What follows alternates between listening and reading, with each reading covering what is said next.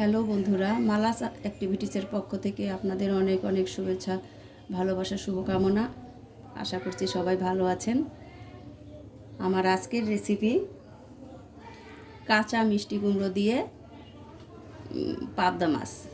এটা মোটামুটি সবাই কম বেশি খেয়েছেন, তারপরেও আপনাদের সাথে শেয়ার করলাম।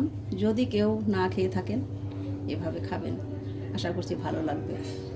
আর পুরো ভিডিওটা দেখবেন, প্লিজ লাইক কমেন্ট শেয়ার করে দিবেন, সাথে সাবস্ক্রাইব করে আমার পাশে থাকবেন। এবার রান্না শুরু করে দিব। ফ্রাই প্যান গরম হয়ে গিয়েছে। প্রথমে ফ্রাই প্যানে তেল দিব। এবার প্রথমে মাছগুলো ভেজে নিব।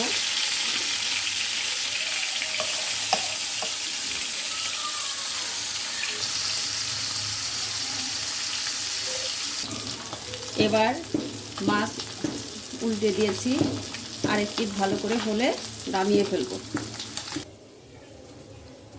মাছ ভাজা কমপ্লিট। কড়াই গরম হয়ে গিয়েছে। এবার কড়াইয়ে তেল দিয়ে দিব।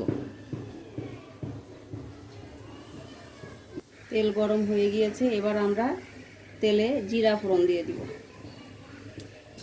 তো তেলে আমরা মিষ্টি কুমড়াগুলো দিয়ে দিব, সাথে দুটো কাঁচামরিচ দিয়েছি। এবার একটু লবণ, একটু হলুদ দিব, সামান্য একটু হলুদ আর লবণ দিয়ে মিষ্টি কুমড়াগুলো ভালো করে ভেজে নিব।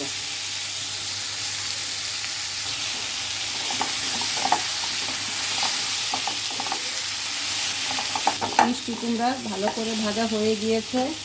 এবার মশলা দিয়ে দিব। আমি মশলাটা আগে থেকেই গুলিয়ে রেখেছিলাম।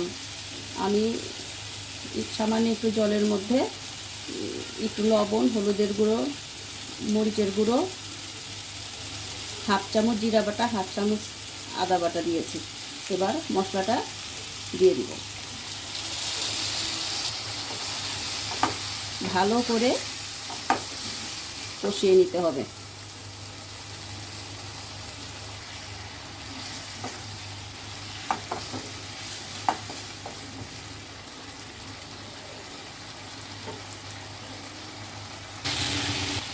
ভালো করে কষানো হয়ে গিয়েছে। এবার ঝোলের জন্য পরিমাণ মতো জল দিয়ে দিব।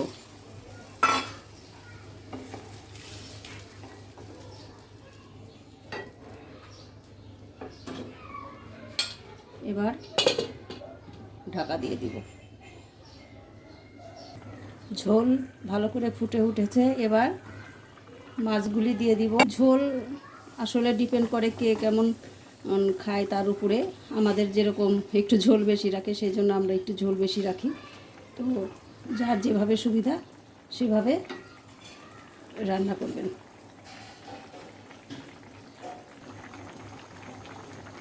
কমপ্লিট আমার কাঁচা মিষ্টি কুমড়া দিয়ে পাবদা মাছের ঝোল। তো ভালো লাগলে আপনারা এভাবে খেয়ে দেখতে পারেন। আজকের মতো এ পর্যন্তই। সবাই ভালো থাকবেন।